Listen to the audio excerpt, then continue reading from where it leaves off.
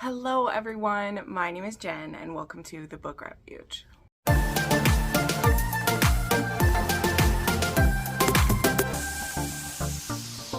Hi friends, and welcome to another weekly wrap up, the first one for February. Well, I mean, it's mostly January books that'll be in it, but you know. In fact, I just had my January wrap up go up yesterday, and pretty much all of the books that I read this week were part of that anyway. But it's the end of the month, which means there were some Patreon rereads, some new to me books that I read for Patreon, a few arcs still, and then yeah, we're in February. So a few other things. So I'm actually participating in Fantasy Romance February this year. So that means that, in case you don't know, because it's not quite the same that it was when it first started. So this is actually the 5th year that Fantasy Romance February has been going on. It started in 2020, if you can believe it. And it is run by H.R. Moore, and then lots of fantasy romance authors are included. And in fact, it's just so cool because so many authors who were part of it a long time ago. I mean, a lot of them still are, but a lot of those authors are now like traditionally published and their names are so much bigger now, and I just find a lot of satisfaction from that. So it basically just means the first 2 weeks of February there's an emphasis on fantasy romance. I didn't make my TBR specifically tailored to that, but I do have a lot of fantasy romance on my TBR as it is, just with books I need to get to and books that have been on my TBR recently. So I'm going to try to maybe prioritize those in the beginning of the month. Also, this coming Thursday, the 6th, I will have an Instagram live interview with Juliet Cross, which is great. Not only is Juliet a friend of the channel, a good friend of mine, but I interviewed her for 2 previous Fantasy Romance Februaries. They're actually interviews that still exist on my channel if you'd like to go find them. They're under my author interviews. And boy, have things changed since I interviewed her last, which is amazing. So that Instagram interview, I may try to move it to my YouTube. I don't know how successful I'll be at that, but I might try to do that. You know, of course it will end up being in the Instagram format, so it's probably going to be best to watch it over there. But anyway, I'm very excited to chat with her, and also Vila Roth, who I think I've read just 1 or 2 stories from her, but either way, it's going to be kind of like a panel interview on Instagram. So that's going to be really fun. Look forward to that. Then before we get into the books, I just want to welcome a new channel member, Amber Lee. Thank you so much for supporting me here on my channel. It means so much. Every person who supports me here helps keep the channel going. We're into a new year. It's another time for another year of taxes, which just makes my heart start squeezing very tightly. But you know what? We're making it through. We're making it through. Okay, we got this. So let's go ahead and dive in. I believe I have 8 books to talk about with you guys, 7 or 8, I'm not sure, but let's go ahead and get into them. All right, let me bring up my notes here. Okay, so the first book that I read was one that I kind of needed to break away from some of my required reading for a little bit because I was getting a little bit burned out, which sometimes happens near the end of the month. Though this was on my TBR, it was just kind of on the TBR that I wanted to get to. So I read Crazy Imperfect Hearts by Samantha Christie. This is a part of the Montana Brothers series, which the first one was Quiet Beautiful Things, which was adorable, right? That was the one where it was the dad, he was a surprise dad, and he found out he had a young daughter who was deaf. Sorry, my words aren't working. I was trying to think of the word. And he falls for kind of her like mediator who becomes like her child advocate. So anyway, really loved that one. Then book 2 was the like snowed in romance where they were trapped in the cabin for, she gets stuck there on the way to pick up her kid. And then Crazy Imperfect Hearts, this one actually takes place inside, I think Callaway Creek is the place. And I can tell like this is, as I've said, this is like a spin-off from another series of hers. And this one is about Lucas, Montana, and Regan. So, or Reagan, I don't know how to say it. I want to say Regan. Pretty sure it's Reagan, but she is actually 5 years older than Lucas. She's 35, he's 30, and they end up having kind of a one-night stand on her like birthday. And it's kind of funny because Lucas, though he is a serial monogamist, and he's actually left 4 fiancés before the wedding day. So we have a runaway groom instead of a runaway bride. But he's always had a little bit of a crush on Reagan. She was actually when he was a young teen, she was kind of his like sexual awakening, which I think is kind of cute. Because she was, 5 years older than him, and he would see her. I can't remember if she played a sport or something, and he was watching her and got, feelings about it, which I think is kind of cute. Now she is a business owner, and again, they have this one night stand. And what's interesting about this is you might think that this would be an accidental pregnancy from a one night stand, right? Well, it's not. It's actually a fact that they have this one night stand, and she thinks that she's pregnant because her period is late, and, she just thinks they might be pregnant, and she's not. And she's actually devastated by this fact, okay? So she's always wanted a family, and it just didn't happen for her. And then to find out she wasn't pregnant when she was actually like, oh my gosh, is this an accidental pregnancy that I'm excited about? She's devastated. And so she decides to take that as a sign that she does want a baby. And so she's going to look into that happening. Now, meanwhile, on the other side of, for Lucas, so she doesn't tell Lucas she had an accidental scare because she's, again, not pregnant, so there was no reason to like freak him out about it. But he actually had a really great time on their one night stand. Now, something that he doesn't know because she faked it is that Reagan does not have orgasms easily. We have one of those situations where she just doesn't orgasm with a partner, and she honestly doesn't like when the partner tries to like make it happen. It's very stressful for her. She doesn't like to do it. But she faked it with him, and she faked it really good, like he didn't notice, right? Because he's not a playboy, as we said, even though he is a serial monogamist. Like, he has been with multiple women, but it's always been within a long-term relationship. So he's actually never had a one-night stand with someone. But he really likes Reagan, and it was a really good one-night stand, so he wants to do it again. And she isn't, like, interested in that. She's like, I'm not looking for anything. And he's like, no. It would just be, like, a one-night stand again. Because also, he doesn't remember it too well, because he was they were both pretty tipsy, by the way. It's not like he took advantage of anything. It was her birthday, she was getting drunk, and he was getting drunk because one of his ex-fiancés is engaged to someone else. So there was that. So anyway, they end up having another one as well. And he ends up seeing her, the paperwork of her looking at like a sperm bank. And so this causes Lucas to actually do some self, internalization of looking at himself and thinking about, so he wants a family, but he hasn't been able to make it to the altar with any of these women, or I mean the women he made it to the altar with, he left them at the altar, hasn't been able to make it there with any of them, and he's wondering if he wants a family, but he doesn't necessarily need a wife. So he's looking at this from the man side of it. And so he ends up telling Reagan, like, what if we do this together? So instead of this being an accidental pregnancy, this is a pregnancy deal situation. But they both realize they want a baby when there is a false pregnancy scare. So I thought this was a really unique situation, and it made me very happy. Now, Lucas, he's a billionaire. The family, they all are, there's the winery, and there's all their skills and all of that jazz and everything. And he actually is like, we'll take this very seriously. Like, we'll write up a deal about it. He's like, I want to be, a good part of this kid's life. This isn't just a joke to me. Like, I'm really serious about it.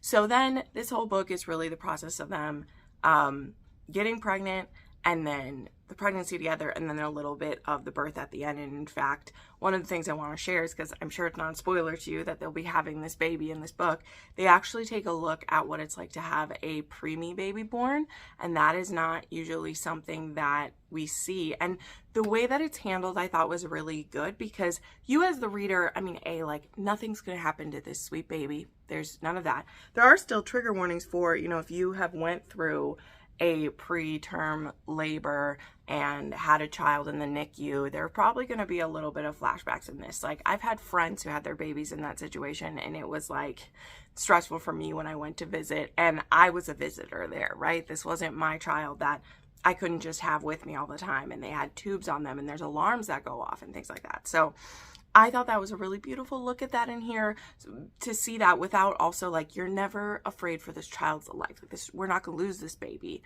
but to look at it honestly about how stressful that is on new parents and what that's like, and a bit of the trauma that is to, you know, even if your baby is like gonna make it and it's gonna be okay, when you can't be with them all the time, like, it's tough. So anyway, I enjoyed this one a good amount. I did give it a 4.5 star because the way that they kind of lay out for me is I still love the first book the most, and I gave that book 5 stars.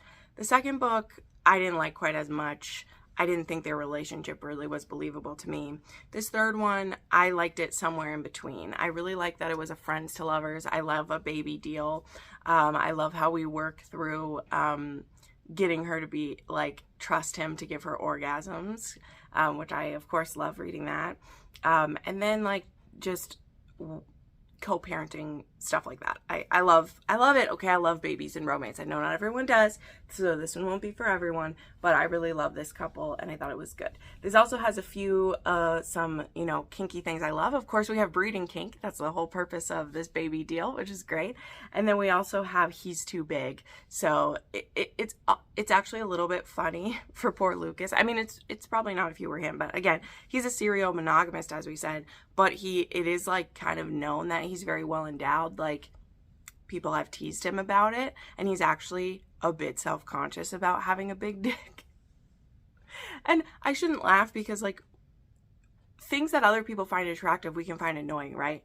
Like, I had friends in high school who had very large breasts, and they were a problem. A girl that, I mean, we weren't besties or anything, but when she was 21, she had a breast reduction because her breasts only ever caused her problems, you know, and she was a beautiful girl, and having literally like G's in high school was not great, right? It just isn't. You think it'd be great, but it's not. When you're overdeveloped of everyone else, and the girls are jealous you have big breasts, and the boys are always staring at you, and you already are having problems with your body, like, it's a lot. So you know, obviously I can't imagine what it's like having a dick, but I'm sure there are similar things that can happen. Like, he talks about a few things. He's like, you wouldn't think about it, but there's only certain types of male underwear that I can wear, and the pants that are in fashion don't always have room if you have a big dick. So I appreciated some of the like little quirks that were put in there that I feel like aren't always covered by our romance authors, who like to give every man a big dick, but in the same way that they might write a woman having to, like, how annoying it is to have a big chest, because they can understand that. They maybe don't understand what it's like for a man to have a big dick, so they don't write that into it. I know that's a weird thing for me to point out, but I like when those things surprise me in a book, right? You know, I've been a reader for a really long time. I've read romance for a really long time. I've read all different types of dicks and cocks and balls, and they're explained in all these different ways. And when an author just randomly brings up something you don't think about, you know, because not all men are just a shower or like a grower. So it, you know, like, where you keep in that package that's so large it gets in the way. So anyway, sorry, we'll move along, but I just had to point that out. Okay, the next book was actually my Patreon read of the month, which was When He's Dark by Suzanne Wright. So I won't be talking about that here. That review is already up. If you join at the Swooning for You level or above on my Patreon, you will get instant access to not only that, but every exclusive review I've ever done before. I also do have on my Patreon, if you don't know, I do have where you can purchase my book reviews in like a pack over there. That's something I don't like to talk about, but you can choose not to have a membership and just do a one-time purchase of a review if you'd like to. But anyway, moving right along, When He's Dark was a shifter romance. I'm not gonna, like I said, go into how I felt about it, but I haven't read Suzanne Wright since 2021. I did read her entire Phoenix Pack series and the first couple books in the Mercury Pack. Those books were on Audible, or Amazon, or KU Read and Listen. Sorry, so many terms. I think some of them still are. I'm not sure, but yes, I read and annotated that. Okay, next up was a debut author and also a new to me author, obviously. This was Pretty Broken Doll by Bree Wiley. Now, I read this book actually because Lizelle from Lizelle Loves Books. Hey, Lizelle. She watches all my videos. Hey, girl. Love you so much. She actually sent me a picture of this book when the author was asking for reviewers and said that she'd liked this one. I believe she'd already read it when she, of course, pointed it out to me and was like, this author's looking for ARC reviewers, please give them a try. And so it is an romance, it's an age gap, it's an office romance, it's not a gay awakening because they already both know they're gay, but it is one of the characters, the younger one, is a virgin. Very awkward too. This is just a lot of things are very awkward for this one character, Shiloh. And I found this to be very heart-wrenching, very sweet at times.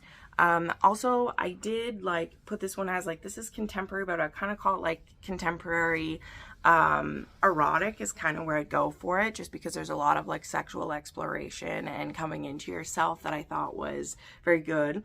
Of course, there is some kinky stuff in it. We'll get to that parts of it, but I thought this was very moving and I was impressed in a lot of ways. Of course, it wasn't perfect. We'll talk about a few things I didn't like, but I thought this was really great. And I definitely want to read more gay romance this year, LGBTQ romance in general, because I have some more FF romance on my TBR this year. And 100% honest, that's just for me. I have not been really interested necessarily. I won't get into a whole thing about this, but I talked about it when I was Stealing Sunshine.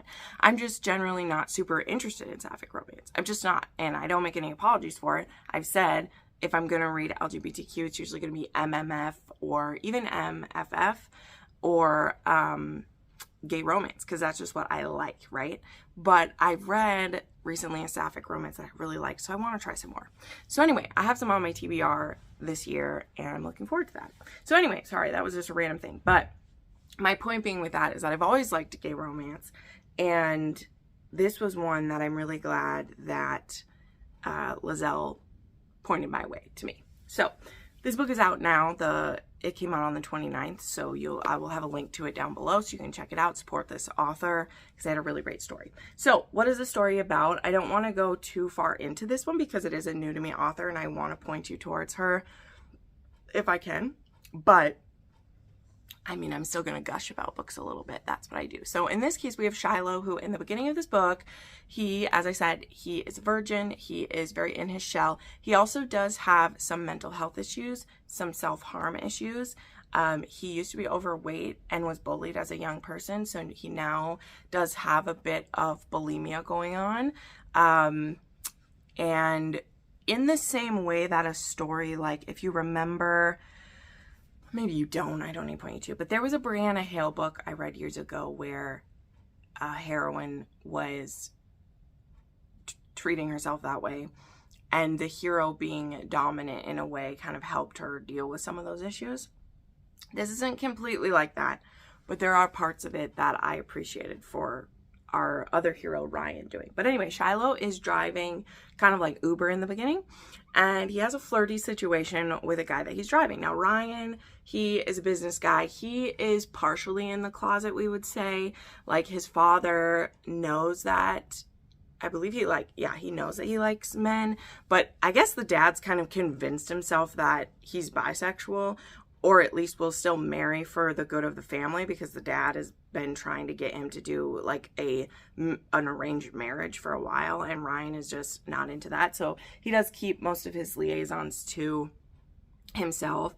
But he went to a bar that night, wasn't able to pick anybody up, but he ends up picking up the driver and brings this driver. When they get back to his penthouse, he brings him up with him. They're going to be getting together. They have a very awkward encounter, we'll just say. I don't need to go into all the details, but it's very awkward, and he kicks the guy back out, okay? Little did he know, right, this was Shiloh, and not only is Shiloh, awkward at this was his first time, okay? So this was mortifying for Shiloh, who as I've said, already has some mental health issues. And this kind of sends him into a mini spiral because he's like just questioning, like, is he going to even be able to have sex? Is he going to be able to have, you know, love the way that like he wants to have? Like, it's a lot for him. Now, sidestep to this, Shiloh is getting an internship with this business that his sister is dating one of the sons who like of the company. And it turns out this guy is, I believe he's Ryan's twin. I think they're twin brothers is how it is. So it's an interesting situation. Like his brother's girlfriend's brother is getting a job being his assistant. And who would this be but Shiloh? And when they meet each other again, Shiloh literally has a panic attack and runs out of the room. Because here's the thing, he's told his sister about this awkward encounter. He didn't know who it was with. They didn't know any of that. But it is super awkward for everyone, let's just say. And Ryan is like, oh my gosh, I can't believe that, you know, it was this guy. And like, I'm going to have to not pay attention to this guy because I can't mess this up for my brother or any of those things. But Shiloh is now his assistant, and eventually things are going to boil over, and now there's going to be a secret relationship for them. And there will be some BDSM involved and a lot of first-time things, and just it's very messy. So there's a lot of fun in that at the same time, right? We got the sneaking around aspect. We got even got a scene of cock warming where Shiloh is almost having like a panic attack, and Ryan does a whole like sit down and put my cock in your mouth and calm down. You guys know I love stuff like that, okay? I freaking love that. But the things that were tough, right? So again, this does have some unhealthy mental health. We have some bulimia happening, and I wish we had more therapy looked at as a way to help that, and not just having someone dominate and force you to eat and take care of you. Like, that's not going to help with the long term, right? Because every time, you know, Ryan hides their relationship or has to, you know, pretend, that's going to hurt Shiloh and cause him to spiral. So that is part of this journey, though. Like, that's what it is. The author has a whole list of the trigger warnings at the beginning, which include, you know, there is internalized homophobia a little bit, as well as homophobia seen for parents. There's some bigoted parents. There is even like Shiloh's family is not super interested in him liking it. Like, his sister is fine with it, obviously, but like his dad. So there's some things to work with that. So just know that. But this did, of course, have some good spicy stuff. So I'll tell you that. Some of the kinky things in here. We have breeding kink. There's cock warming, sex toys, spanking, a little bit of spitting, and orgasm denial in here. So all of those things were included. So yeah, it was pretty sexy, but it is emotional. So just be prepared for that. But again, if you like romance and you'd like to give a new author to it a try, go ahead and check out the link to her book down below. Okay, moving along, we do have a couple of rereads, so these will be easy to get through. So there was Chasing the Wild. I annotated this, of course, for one of my patrons. So this was a book that I've talked about a lot, actually, because it showed up in a lot of videos that I've done. This is a ex-boyfriend's dad. It's a snowed-in romance. It's kind of an office romance because she's working for him and taking care of his animals. She is a vet intern, and when she gets stuck on the mountain, she needs an internship to be able to like finish her degree, and so he ends up hiring her to work with his animals for the winter while they're snowed in. Yeah, and then also he feels very guilty about how things in his life have been with his son. So the fact that he's super attracted to his son's ex and kind of refuses to believe that she's his son's ex, that does get a bit annoying throughout this book. And it did get a bit more annoying upon the reread, even because it lasts for so long, where he's not listening to the words coming out of her mouth, where she's like, I haven't been with your son in this long, and we were never going to last anyway because he's a selfish little prick. So just listen to me already, right? A little more annoying this time around. But this is very kinky and also very sweet because Colt is obsessed with Layla. Like, it's grand. So this isn't totally a dark romance, but I do put it under like the dark cowboy category kind of, but it's more like erotic romance is where I would put this one. And it does have some really good kinky stuff in here. This one has anal, breeding kink, slight daddy kink, just a little bit sprinkled in, praise and degradation, and some spanking in here. And then for trigger warnings, it does have cheating, of course not by the main characters. There was domestic abuse, financial insecurity, parental illness or death, and then attempted sexual assault in this one. So be prepared for those. Next up, I reread Homestead by Claire Kent, and this was sure fun. So this one wasn't for work, right? This one was because I was doing it for Patreon. So I mean, I guess it was still for work, but one of my patrons actually, I've been rereading this entire series and annotating it for them, which has been really fun. And it was just really grand to reread this one because, well, Devotion just came out the other day, which is a start of a new series for Claire Kent. But she also has a series coming in June, which is called The Wild, and is going to be about, it's set in this world at, we don't know what time it's set, but we do kind of know where it's set. And particularly if you've read Homestead, there is a place called The Wild that is talked about, and it's a place that's ruled kind of by like the wolf packs and by the scary people. And at one point in this story, we find out that they've actually been just people in the wilds. We don't know the full context yet, have been kidnapping people, and we don't know what they were kidnapping them for. We just know that a couple of our characters get kidnapped. They have to get rescued in this one. And they're talked about like what's happening in the wild, and we don't know.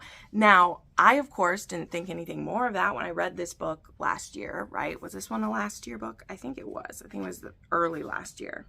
Yes, this one was early last year. You just are like, ooh, what's happening over there? And then we go into Beacon, which is the final book in this series, and there's other stuff that we're dealing with, right? I didn't even think about it.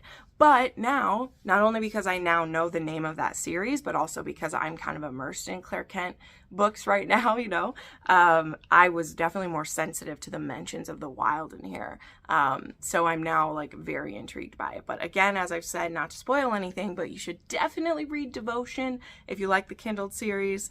That series title is now available. It's called The Central Cities. So there will be a series, that's the Kindle series. This takes place on the West Coast, Southern West Coast. Then we have The Wilds, which will be a different place. And then we have Central Cities. Don't know what I'm saying here, but I'm kind of saying something if you get what I mean. But anyway, what's the Homestead about? So like most of the books in this series, you can kind of jump in wherever you want, except for Citadel and Sanctuary. You have to read those books in order. But the rest of these are all dystopian. They take place about, it ranges from their like 5 to 10 years after a meteor hit the earth and caused this great like destruction to the whole world. But we've been really dealing with kind of a certain part of the United States, and there are different groups of survivors that have met up. Now in this one too, I think works really well as kind of a standalone because it doesn't include many characters we've seen before at all. And it includes a girl who she's been isolated the whole time. Her grandfather was a prepper, and her grandfather have actually lived in his home for the whole like 10 years since impact. Since she was 14 years old, it's been her and her grandpa. He was a prepper. He had, you know, electricity set up because he had like generators and solar power, and he had food stocked, and he had like places for hunting out there. And so they were really safe. But 10 years out, they're needing to expand a little bit. And in the very first chapter of this book, her and her grandfather are out scouting. And what they don't know is where they've lived all these years is actually in the middle of the wild, okay? And so when they leave, they're in dangerous territory. And they don't know that because they literally have not interacted with anyone for 10 years, right? And so they kind of step out in the middle of kind of a war zone. And there are people from our good community, we'll just say, I mean, good or bad, we'll just say that. People not trying to rape and pillage and kidnap everyone in this situation. And her grandfather gets killed just immediately in this book, like just 2 pages in. And she gets rescued by this guy named Jimmy. Our heroine's name is Chloe, by the way. And Jimmy is like, do you not know that you're in a dangerous area? And they're like, she's like, no, I've literally lived in a cabin in the woods with my grandfather for all these years. So she is a bit clueless to what's going on. So Jimmy takes her home to his family farm. There's a small community there, and she is welcomed in, you know, and like it is anywhere, there's work to do, and you're welcome in, you know, another person to work, another person for the community. Now, again, very quickly in this story, because this is how Claire Kent goes, she moves it along. We skip ahead a few months, and Jimmy is actually looking for basically a bride. But of course, we don't really have marriages at this time anymore, but that's what it is. And he asked her to be his woman because he needs someone to help at his home. He has a cabin just a few miles away from his parents where he has chickens and he has a pond for fishing and he has a garden and everything. And it's a lot of work on his own, right? It just is. I can't even imagine doing all of it on your own. And so he's like, not only do I want companionship, but I do need someone to help me. And, you know, our heroine doesn't have a lot of skills, but her grandpa really clicked it into her that, like, make yourself useful, be helpful. And so she's willing to do it. And of course, like all Claire Kents, there is, of course, going to be the sexual trait as well. But the thing with Chloe is that Jimmy isn't, I mean, yes, he's expecting her to help out and he's hoping that they'll have, you know, a marriage type situation. He isn't expecting like, you must give me this, but Chloe kind of takes it that way. She takes it into her mind, some advice that one of the women give her, which it's hard to watch because this woman is just giving her kind of advice that we got from a gal. We would just think is kind of funny, even if it's true. It'd be like, she's like, make sure he's fed, keep his clothes clean, and keep him happy, give him some blowjobs, and you'll be good. And she says this in like a funny way, right? Literally, this woman means all the best in the world, right? And Chloe takes this seriously, where she's like, I must keep him happy at all times. And so we're entering into this situation where Chloe's gonna do whatever she has to do to keep him happy, and Jimmy is just sweet old Jimmy. So you'll see how it goes. But I love these two, and truly, I just felt so much for Chloe and Jimmy. Poor Jimmy, who just wants to be a good dude, and she's kind of placed him in this position of like, I must please him type of thing, which it's a lot. We'll just say that's a lot of pressure to put on someone for sure. But I love this series so much. And yeah, this was a reread and I talked about it a lot, but I don't care. I love talking about Claire Kent, obviously. But I won't tell you what I rated that one, but I will say that it is near my favorites. Now, I actually had someone ask me the other day, and I did want to answer this because this is something that did get delayed for me. And now that I work for Noelle Adams, it just hasn't happened. I do plan to do a deep dive for Claire Kent. I don't plan to do one for Noelle Adams at this time because Noelle Adams's backlist is immense, okay? Having started working for her, I'm basically going to be reading 2 to 3 of her books every month until I'm caught up on them, and it's going to take a couple years to do that because she has a lot. Claire Kent has a bit smaller of a backlist, and I've read about 80% of those, you know, before I was ever hired for her. So though I don't plan to like tell you my ratings for all of her books anymore, I do still plan to do a deep dive because number one, I'm not shying away from promoting her books. I'm literally paid to do that now. I'm just not going to, you know, push one book over the other or push her in any certain way. And I'm going to be honest about that I'm getting paid to do that. But I still have like a deep dive of hers that I've been working on. I have the kind of script. I don't really do scripts, but I have the outline for it already set up. I just never got around to it. But I meant to put it out before the Kindle series was done. So now I will maybe do that. It's a little quieter, always kind of in January and February of the year. So maybe I'll get it out at that point. But I think now that Devotion is out, and once people start reading that and knowing what it's about, I think it's a good time to put out a like guide to Claire Kent to show how things are going to connect and everything. So I had someone ask, they're like, I know you work for her now, but will you still do it? And I'm like, heck yes, I will. I'm just not going to, you know, tell you what ratings or anything, but I mean, I'm absolutely still going to support the author who I love and also who pays me now, right? I just will disclose it. And I think I've said it enough times in a row now. I work for Claire Kent. So there we go.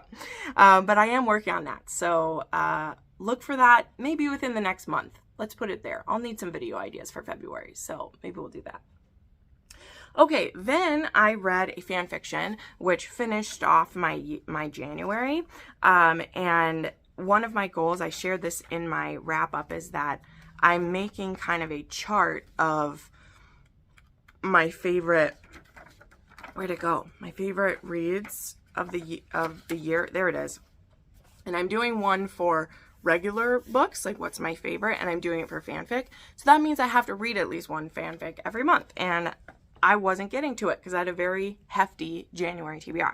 But I did squeeze in one that has been on my list for ages because this is a very well-loved fic, and that is Meet Your Match by Morgan Mercy. So Morgan Mercy also wrote 10 out of 10, which is a bit of a shorter one that I love. I actually have that one bound for me by Keisha, bound it for me. And this one is a... How do I even describe this one? I don't know. This one was very fun because Draco has actually become friends with some muggles. He's going actually to a muggle school. He's been out of Azkaban for, I don't know in this one if he did go to Azkaban because it's just a few years after school. In this one, I don't think he did go to Azkaban, but Lucius is in Azkaban. And he's become friends with these muggles. And there's this one muggle who, let's be honest, she definitely has a bit of witchiness in her without even knowing it, because she's able to tell who should be a match with each other. And these muggles are also friends with Hermione. And so this muggle woman, what is her name? Is it Janelle? Or is it the other person? I don't know. But they are like, we need to set these two up because they should be together. So they have a New Year's Eve party and they invite both Draco and Hermione. And so they get introduced to each other and are like, oh my God, it's my school adversary. But they end up kissing at midnight and it is a great one. Okay, it's a good one. And so now they both can't stop thinking about each other. They're just constantly thinking about each other. And, but in the beginning, they're adversarial still because there are some things that get brought up and there's some harsh things that get said and there's some, boiling resentment, mostly on Hermione's part, that needs to get out there. But after they do that, they kind of are just like, we're very attracted to each other and we don't need to let these things be in our way, right?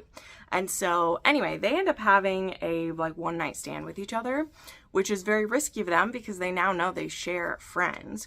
But as they get to know each other, they truly fall in love with one another, and it doesn't take long before they're basically just secretly dating. And yeah, so this is them dating, and how much do they tell the rest of the gang, and how serious are they? Are they serious enough that they want to tell people that Hermione Granger and Draco Malfoy are together? I don't know. So this was a really beautiful fic, and as I've said, I don't rate the fics anymore. But this one I definitely recommend. I recommend it if you like, childhood rivals to lovers. If you want one that is a little less angsty of a Dramini, of course they have some miscommunications, but it's not bad. And also it's one of those where the author says this is a slow burn. It's not it's a slow burn to romance, we'll say, right? But it's not the most painful slow burn by any means. It's also not a super long fic. It would round out about 500 pages, but I adored this one. I do recommend it, and I will have a link to the fic down below.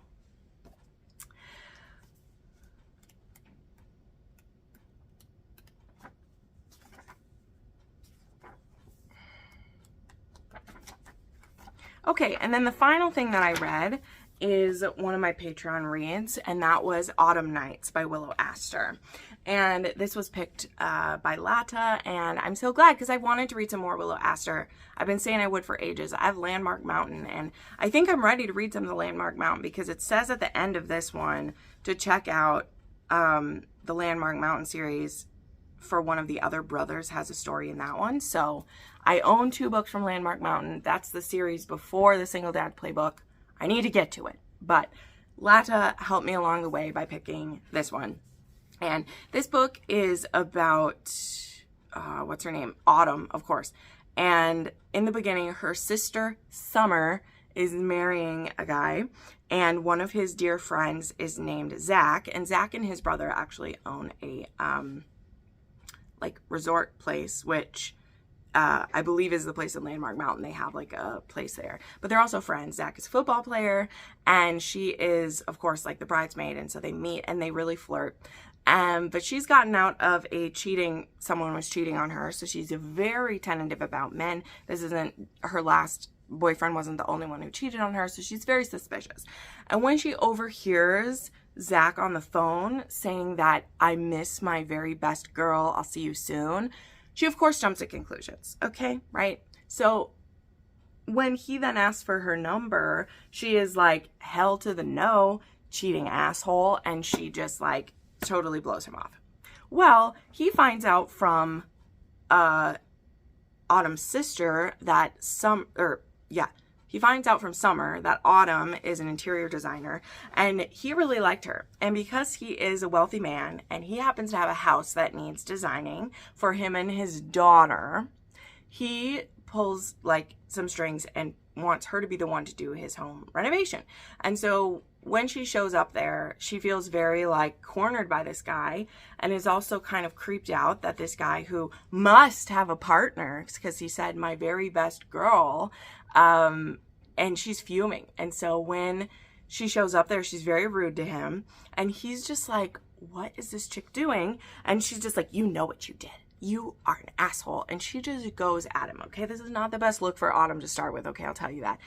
But when she says, I heard you talking on the phone, he starts laughing. Okay, so this is what made this good, though, is because Zach is just, he's a gem. Okay, this is one where the hero wins me over a lot for the story.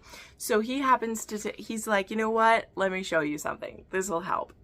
And he brings her by a day school, and at this school is his daughter Ivy, and he says hello to her. And also we learn that Ivy is deaf, so he's signing to Ivy and talking to Autumn, and he said, this is my very best girl, Ivy. And of course Autumn is sufficiently chagrined, especially when Zach now says, yes, Autumn won't be staying too long, I just wanted her to say hi to you. Because he's like, well, if you want, I'll send you back to where you're from if you don't want to work with me. And she, of course, is chagrined, very sorry that you jumped to conclusions, but I gotta tell you, it will not be the first time, okay? It will not be the first, or it won't be the last time. Sorry, said that wrong. It won't be the last time she jumps to some conclusions, okay? But let's talk about a few more of the good things. Zach and Ivy are adorable. Love it so much. I love that Autumn immediately wants to start learning some signs so she can talk with Ivy. Ivy got meningitis when she was 3, and she's been deaf since then. She can still speak a little bit, but she has trouble reading lips because she's a little girl, so Zach will still like sign to her while he's speaking, and interpret for her when she's like tired and doesn't want to read lips anymore. And I just love that. It's so cute. So their relationship is adorable. I love that Autumn immediately wants to start learning some signs. I've been in that place before, right? I know I've shared this whenever we have a deaf character. I took sign language for 2 years because I had known there was a deaf kid in my school when I was young, and I just thought it was fascinating. I never had classes with him or anything. But I also used to really love Switched at Birth, the TV show, and so I had a fascination with sign language. I still do. I still think it's amazing. And if I had stayed at the college that I was at, I probably would have continued to pursue a sign language degree, like a minor in it. But I ended up switching schools, and the school I went to didn't have sign language, so I couldn't continue. And then you lose it very quickly. Okay, I'll just say that. But I love that Autumn immediately wants to start learning a few signs, and how excited Ivy is that this woman who, even though she's not perfect at it, she's trying to communicate with her, something that her own mother, as we'll learn, hasn't even tried to do, okay? But anyway, love that. I love Zach's family. They're freaking amazing, so loving. Absolutely want to read another book that has his family in it. They're fantastic. They immediately know what's up, like, oh, Zach literally flew this woman in to have her redo his house. Like, there's something going on there. And so it's one of those where kind of everybody thinks they should be together. But the downsides to this book were absolutely 100% Autumn's insecurity. Now, I know it's supposed to be there. That's a big deal here. It talks about the fact that, you know, she doesn't believe there's good guys anymore. And when she overhears him on the phone, she thinks he's a jerk. And so she really doesn't want to work with him. But then she meets him and sees him with his little girl, and he explains himself, and he very clearly all the time is very open with her. Anytime she's willing to ask, she'll tell him anything, right? When she finds out about who the little girl's mom is, when she sees him with the little girl's mom, which, by the way, he is being respectful of the relationship of the mother of his child and his child, even though he doesn't like his child's mother and how she's treated her. He doesn't want Ivy to see that. And so when the mom is around, he will be very respectful and kind to her, which is beautiful to see, by the way. how much he respects that relationship. But anytime Autumn sees him be nice to another woman, she loses her shit and immediately jumps to conclusions, okay? So it's that type of story. And again, that is supposed to be her character flaw. I understand. And I was forgiving of her for the first and second times. But she does it, I'm not joking, 5 times total in this book.